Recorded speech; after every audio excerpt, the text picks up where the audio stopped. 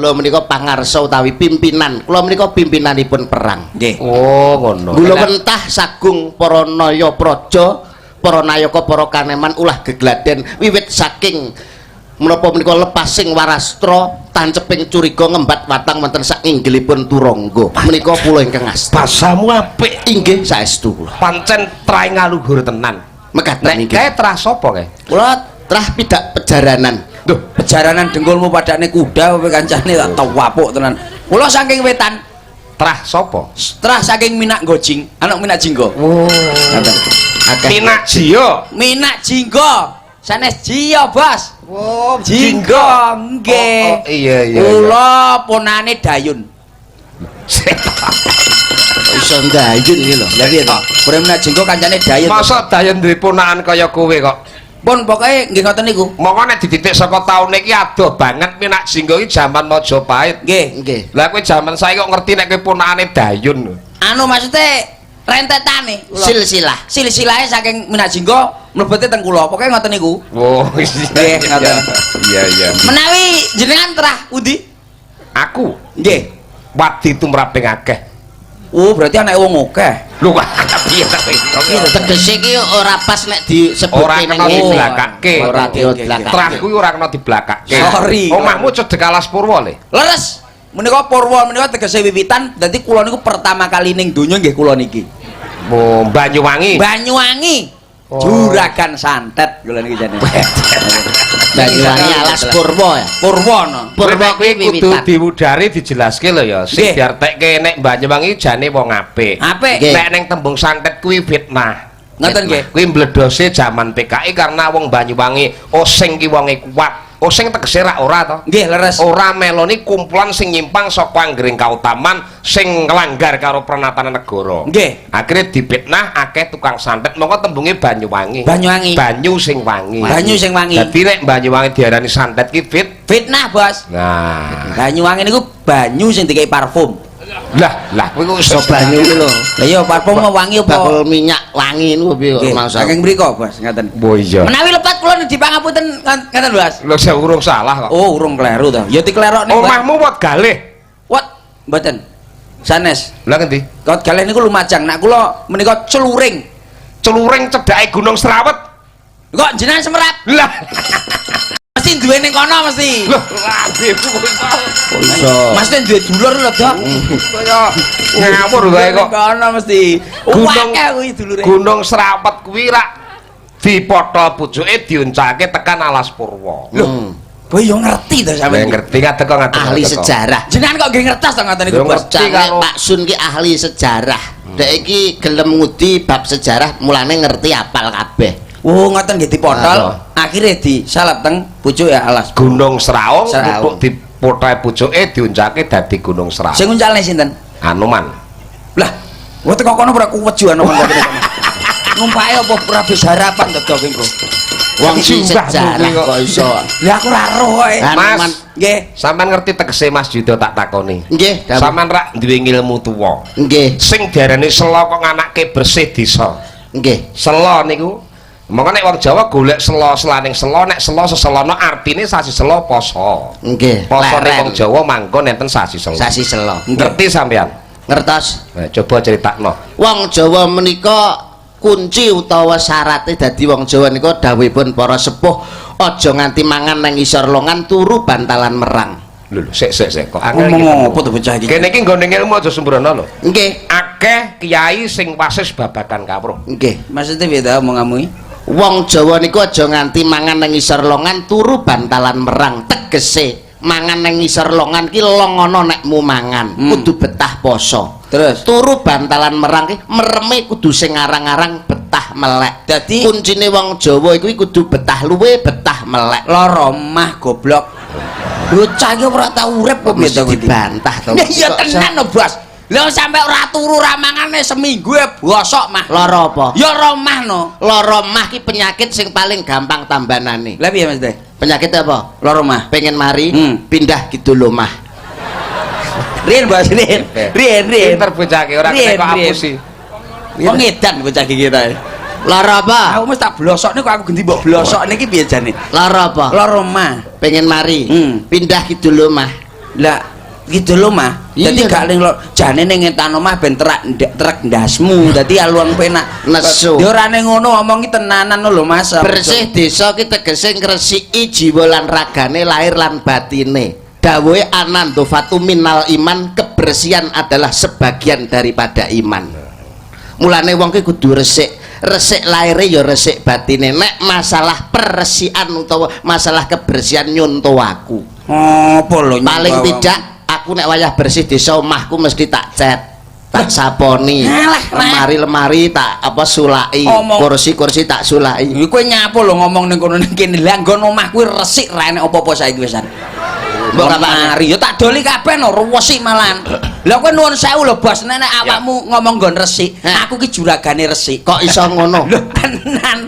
Kok kowe kandha juragane resik. Lah mongko Anandofatu minal iman, kebersihan sebagian daripada sing iman. tak cekel ya nggon kuwi. Piye? Sangkek resik wong wedok lek karo aku resik karo sik resik aku. Resik wong putri, resik wong wedok. Ibu-ibu ki menjaga kesehatan karena ngerti bab kesehatan ini penting. Aku ya ngerti, aku ki resik banget wong aku pipis sing nggawa obat tok.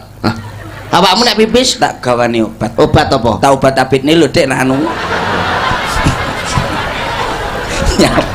Nyapa? Gak mesti nyerikan. Nek pipis nggawa obat, mbok obat abitne. Sampeyan aja mbok obat abitne. Tutul-tutulno tembok ngono lho dadi ngawur wong jak omong tenanan kok.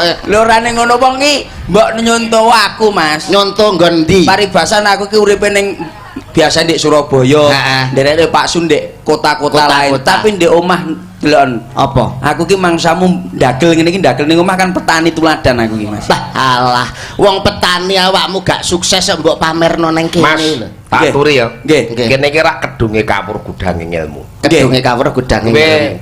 Kudu iso nuduhke kawruh lan ilmumu. Oh nggih. Loh, gampil niku. Jenengan ilmu bab perkara napa? Jenengan nyuwune. Pripun, Man? Kowe adu karo Yuda. Oh nggih. Itu ya menang aku to. Mun dek mau kelaper kalah kok, Dek.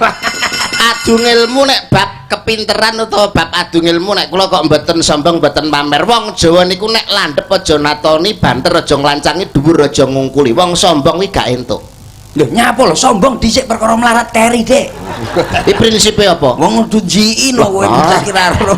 Tenan. Lah saiki tak tekoki sing gampang-gampangan ae. Apa? Kewan paling gedhe sak donya apa? Ya kewan iki nuwun sewu lak buli mbok mesti roh sing paling gedhe mesti jerapah kuwi genah. Lah kurang gedhe. Jerapah meteng. Kurang gedhe. Bae jerapah. Kewan paling gedhe apa? Anu dinosaurus. Kuwi lak jaman biyen saiki ya. Gajah. Kewan paling gedhe? Gajah. Lah bener. Lho, piye to bocah iki? Takonmu kok sepo enak niku piye to jane? Lah iki urung ndelike gajah ning ndi? Ndelike gajah ki ning Bonbin utawa ning Sumatera? Ning Bonbin malah nganggo karcis didelok cah cilik-cilik. Ning hutan belantara Lampung isih akeh nek arep pesen gading. Lan ndelike gajah ning Ndelike gajah ki ning Balai Desa Katemenggungan. Lho kok iso? Kowe wis tau prong ning Balai Desa kene? Lah aku ning jero mah. Enek gajah ora? Gak enek. Lah kuwi ndelik. Piye masamu? Lambemu lakmu takon ning aku piye? Kewan paling gedhe apa? Gajah. Ndelike gajah ning ndi? Bonbin. Akeh kathah cilik-cilik dipoto. Sumatera. Sumatera Lampung nek pengen pesen gading Lampung isih akeh. Lah ndelike mau ning. Ning Balai Desa Katemenggungan lho ndelike gajah. Lah kok iso to, Mas? Wis tau ning Balai Desa kene, Bro? Wis mlebu ning kono. Enek gajah ora? Enggak. Lah kuwi ndelik. Berarti pengalaman kowe iki. Kowe iso pinter dadi pengalaman. Berarti rono perkara gajah. Yo gajah yo ngerti to wong aku. Berarti enek sing anake gajah niku jenenge apa? Anake gajah bleduk. Lho, lak sing gedhe berarti jenenge gajah. Gajah, anake gajah. Berarti antarane gajah gedhe karo gajah cilik carane lak misahne piye? Yo ngerti. Piye? Gajah gedhe dikek nang kandang. Oh, sing cilik nangis nututi. Sing cilik ditumpakno truk. Ah, sing gedhe kincal-kincal, sing dulang sapa? Lah piye carane misahne gajah gedhe karo gajah cilik? Gampang dadekne siji diayak esek. Nak ceblok cilik lak sing ning dhuwur gedhe. Golek wedi to kowe lak ora roh. Gajah diayak tok terus. Jadi gajah dikelumpukne diayak. Nek ceblok cilik, nek sing ning dhuwur gedhe. Kuwi genah, Mas. Golek pasir ora percaya tekono bakul pasir ora percaya. Tenan. Diayakne sek wis kena. toko sing paling gede sak Blitar apa? Lho sembarang enek toko emas anu wah kurang gede. Toko Blitar iki kurang gede. Lah toko sing paling gede apa? Sing dodol layakan gajah. Wong sing paling goblok sak donya wong apa? Wong gak sekolah, kurang cengoh, wong idiot, kurang goblok. Wong sing paling goblok sak donya. Sing percaya nek ayakan gajah ning donya iki lho. Males. Awakmu yo ngono lho, iso bose ditakoki Loh, kowe. paling tidak awak ade sebagai generasi muda, pepatah mengatakan jas merah jangan sekali-sekali melupakan sejarah. Wah. Bangsa yang besar itu adalah bangsa yang mau menghargai jasa para pahlawannya. Bung Karno bilang, berilah aku 100.000 orang tua, niscaya akan kucabut Semeru dari akar-akarnya. Berilah aku 10 pemuda, niscaya akan kuguncang dunia.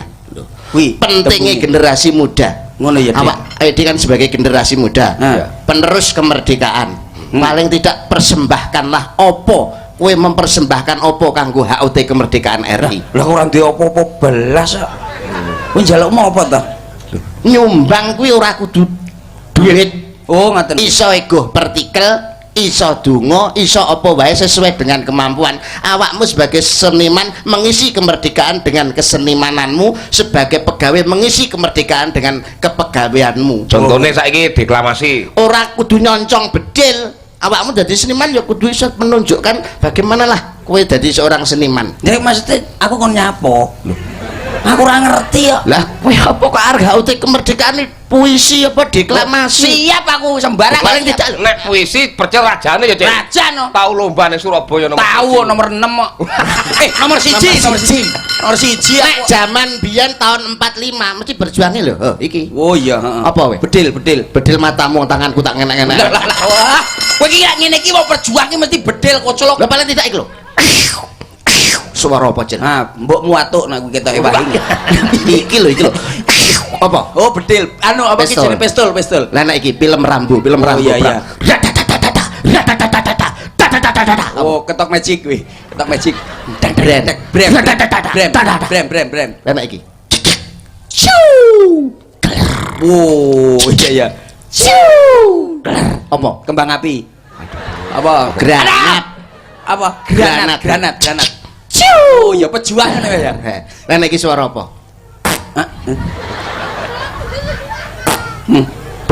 Lho. Apa deh? Ngopo lho? Walah. Jelebret kabeh iki. Piacok.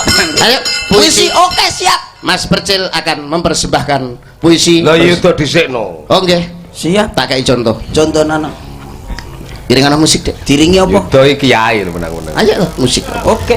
Ya kiai Ratawantis.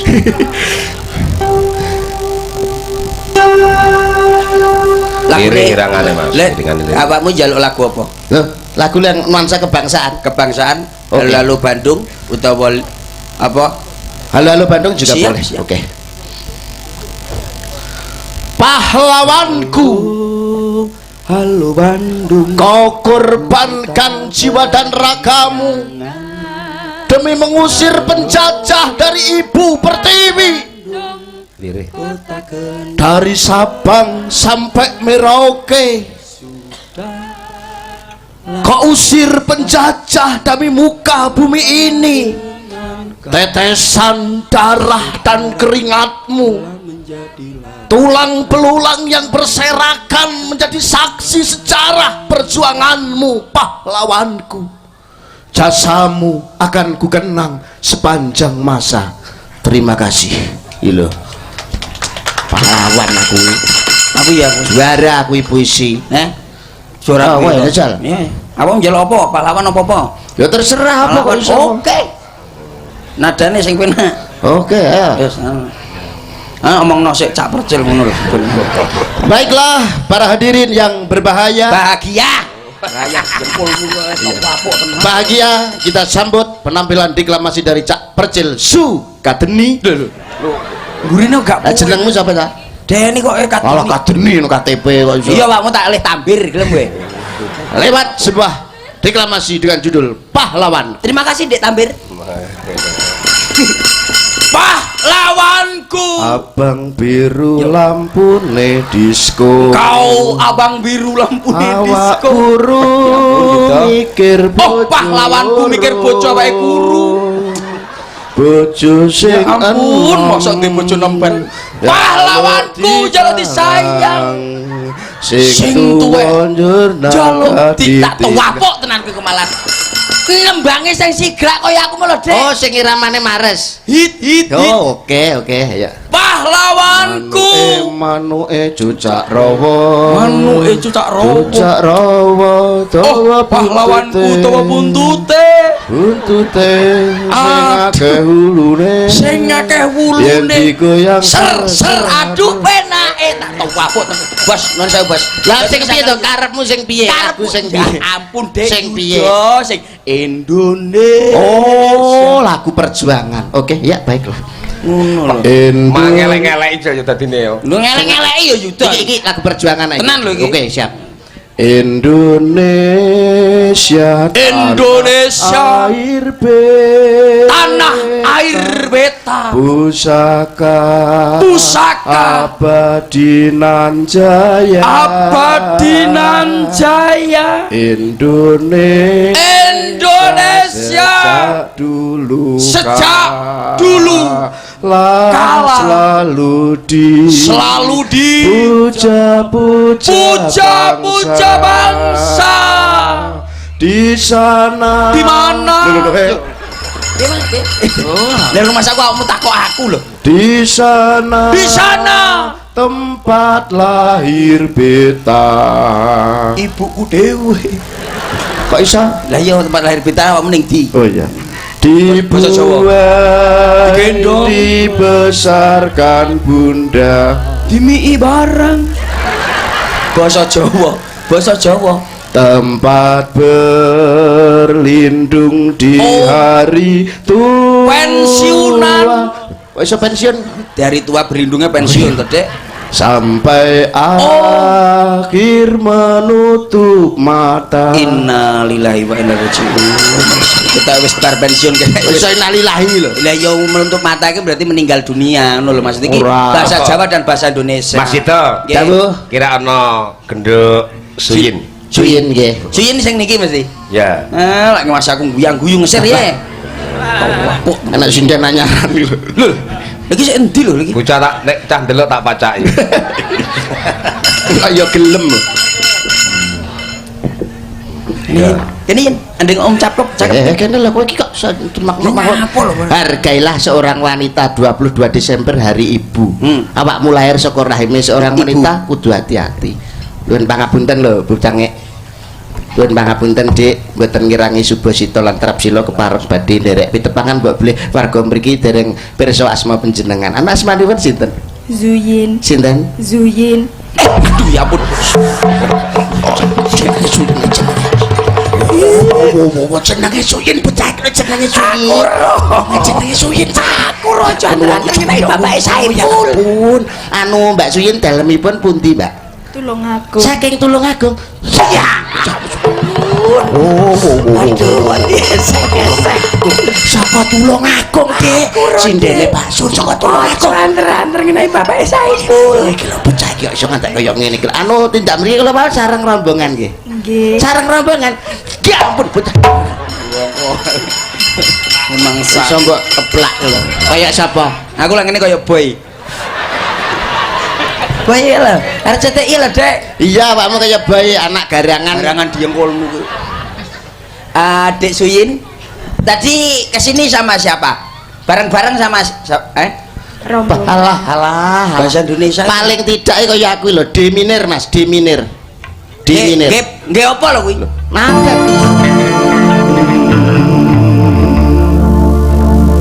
tapi Mas cintaku hanya kamu cinta merah jambu rinduku hanya kamu rindu hangat kuku lihat pohon pisang bila berbuah hanya sekali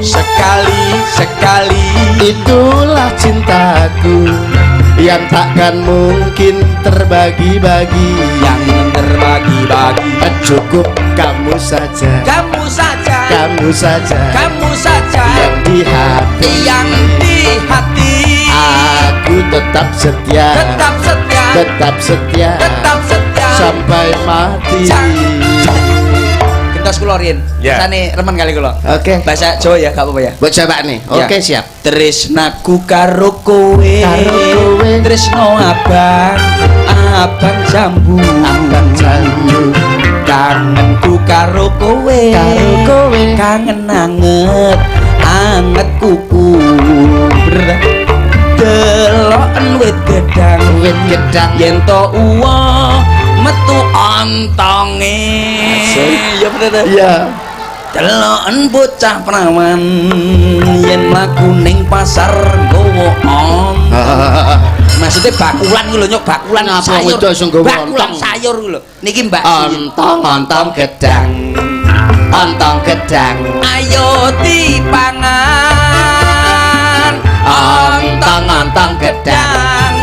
ontong gedang enak eram ceng masih bersama cintaku karo ontong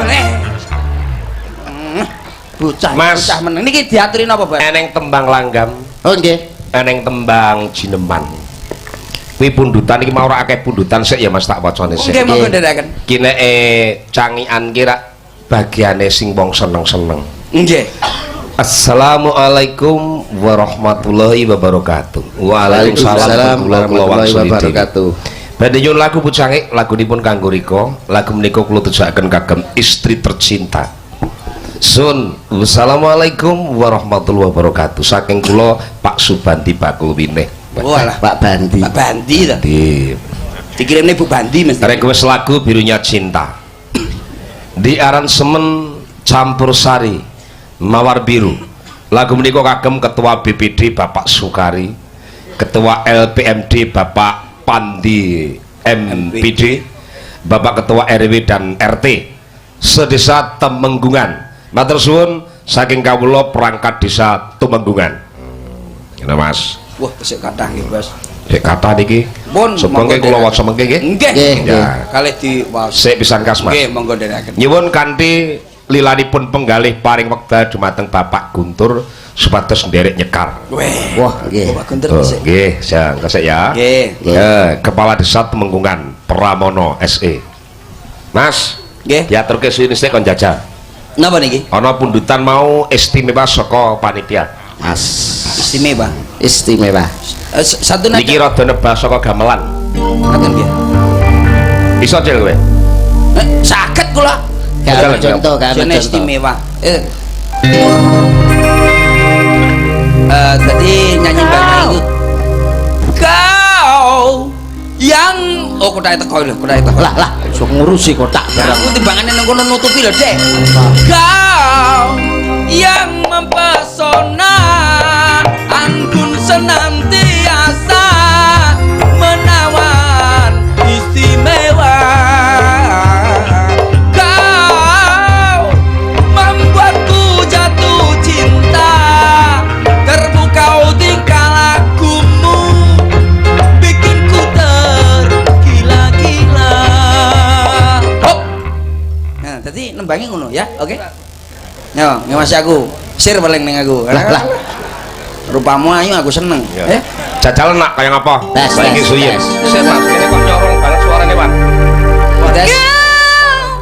yang mempesona tampak senantiasa menawan istimewa.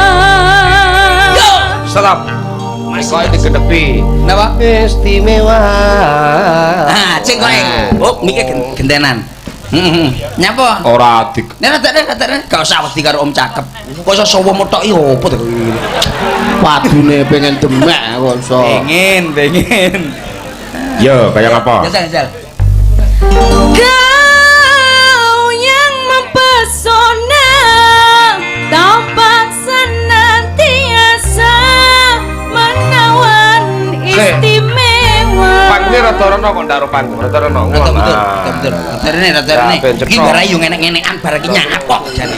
len ta wong kuwi enteng saka kerdus Terus jengkulmu atos lho Dik. Masih bersama Nyu Sahni kancane. Ya. Dalu Cahayu. Weh, piye kok kaya ngene? Sugeng dalu Pak De. Priye kabare? Kula apik, alhamdulillah. Panjenengan pripun? Ya padha nampa kabegjan kanugrahan kewarasan. Alhamdulillah. Jumeneng ya Cahayu. Siap. Heeh. Angel abot. Angel piye, Del? Angel piye ta rumangsamu kok iso nyepelekno kene Dik. Aja ngrungokke gurem ceceker ya. Ya. Tak sekel ket mau. Ket mau apa tak sekel sampean? Prap. Kowe tak sekel wis ket mau. Ket mang lapo? Oh layak delon liyane kotak renek pojokan liyane kotak nek papat dhewe lho probot lho. Niki padha karo ngarani nek Proborini mangane akeh. Gilaan to Mas, disentar lara percaya tek tukang syuting lho. Bolak-balik di zoom ning kono kuwi lemper piro lho sing entek ning kono ki tenan Mas. Aku sangke sabar Mas. Pelecehan ngono jenenge. Sing kurang sabar sapa kontaku. Aku mbok cangkemno kaya ngono kakean bathok kakean lemper. Sing susah sing kurang sabar sapa kontaku. Aku kurang sabar ya apa dadi wong wedok, Innallaha ma'asabirin. Wong sabar ditresnani Gusti Allah. Nyapu lho. Kok iso nesu lho nyapu lho iki. Aku lho ora nyapu-nyapu iso nesu delan ta? Yek nesu. Lah sapa wonge sing ora nesu nek wong wedok diarani mangan sakmono akeh. Aku sebagai wanita mbok isin-isino nang ngarepe wong akeh, kegantengen raimu. Bagusen kowe iki. Lunyu gorokanmu wis ngarani. Rek-rekne lho, Doh. Piye to mangsamu? Aku ki nyapu jajali aku mau ngomong ngono tok, mosok to kancane ngomong ora oleh. Paribasan. Aduh. Iki lama mesti lama. Langsung ngantem ae, Bro. Alah. Yang kulmu yo tangane sak cagak PLN lho tak antemi tenan ki. Kon lair teko ndi? Teko Jawa. Teko Banyuwangi. Lho, rahime sapa? Seorang ibu. Ibu. Wong wedok koyok ibu. Ibu. Wong wedok kan ibu. Iya. Perang sabil. Lah nyapa gawe ibuku perang cakil dek kapanane? Sabil. Perang sabil. Oh, sabil ding. Sabil. Kon lek karo aku kok gak menghargai blas. Nek regane piro kaya ngene kowe 75 kuat doe mene. Ya. Ya salah kaya ngene iki lho. Aku 35 wis sak pelke tak omongi. Sabar. Sing sabar. Sabar aku. Ngene lho. Lah iki ya mbuh ora karuan lha sak rumangsamu ngelokne mbok padane Mbak Perborini iki awake lemu gak ceking lho. Don, bangkekane lho kaya ngene, bangkekane lho. Yuda ki piye to? Ki tangan lengen, Dek. Lah Yuda. Nggih, San. Iki apa, Dek? Anu lengen. Lah, iku mang nyangkem apa? Bangkekan. Matamu. Kapok. Gosok ora kowe. Aku kancamu aja lah. Kowe jane kanca sapa saiki? Bocah iki ra kena dijak alus-alusan. Wis tak omongi tak penging. Lah karo aku. Lah kowe wedi to kowe karo wong itu? Lho, ya wedi to karo kowe aku. Lah sebagai wong lanang karo wong itu mesti paling tidak tunjukkanlah pelananganmu. Lho piye nek bocah iki? Tunjuk kelala. Kowe sebagai wong lanang, malang kerek. Sikil begagah. Melaku, etek. Nyeneni iki wong lanang ojo sombong. Pare dudu janganan. Nyambut gawe duduk dolanan rungokno kowe. Tenonge dilumahne. Ngomonge digenahne. Roti. Klemben. Saiki. Biyen. Tinggine munggah amben. Gematine ra kaya biyen. Jagung bakarane. Tanggung perkarane. Rumangsamu apa? Dikira nek aku meneng wedi. Dikira lek aku meneng wedi. Paling pangananmu apa? Pangananmu apa? Soto. Bakso petang mangkok. Rawon petang piring. Aku iki lho. Rungokno. Damen. Padane sapi dipermentasi kowe ben wedi. Pangananku damen rungokno, Bro. Percil mangan damen. Di mesti. Oh alah, Dik. Larang brambang timbang lombok. Larang wong lanang timbangane wong wedok. Serandale gua ngidul. Bakale awake dhewe kumpul. Serandale gua ngulon. Bakale awake dhewe kelakon. Wis ra mageri nyeklekno gapit. Ora nyegeri ra duwe dhuwit. Kowe kuwi. Alah. Paling ngombemu apa? Prop. Es teh. Kopi. Susu. Susu kayak bose kae. Alah. Aku iki lho. Rungokno. Peceren. Lho, utek to. Piye to, Dik? Ben wedi dek ben wedi. Manganku damen, ngombeku peceren rungokno, Prop. Alah. Gila kowe. Rumangsamu apa? Kaya ayu-ayu dhewe. Ora serok, ora sotil, ora wajan, ora melok, ora kentil, ora doyan. Iki lho gambarmu. Ha. Apok kowe. Wedi dek. Wedi. Mas. Balenana sing terakhir iki mang lho. Ora serok kowe, Dik, mau. Ora serok, ora sotil, ora wajan. Terus ora melok, ora kentil, ora doyan. Iki lho gambarmu. Rene. Mangan apem. Kon kakek cangkem. Sik ta. Apok pra we. Ayo di dapurku kaya apa ayo Muni neh nek wani kowe. Aimu no dak. Ayo. ayo Ora ning ngono lho. Dik. Ora serok. Ayo Ora Dik. sedok diengkolmu aja nih. Alalah kembang klepu. Kembang klepu apa kembang kopi ya bosok iki. Dik, tangane lho Dik. Aja wedi, aja wedi. ayo Wedi pi aku jeneng-enek iki lho Dik.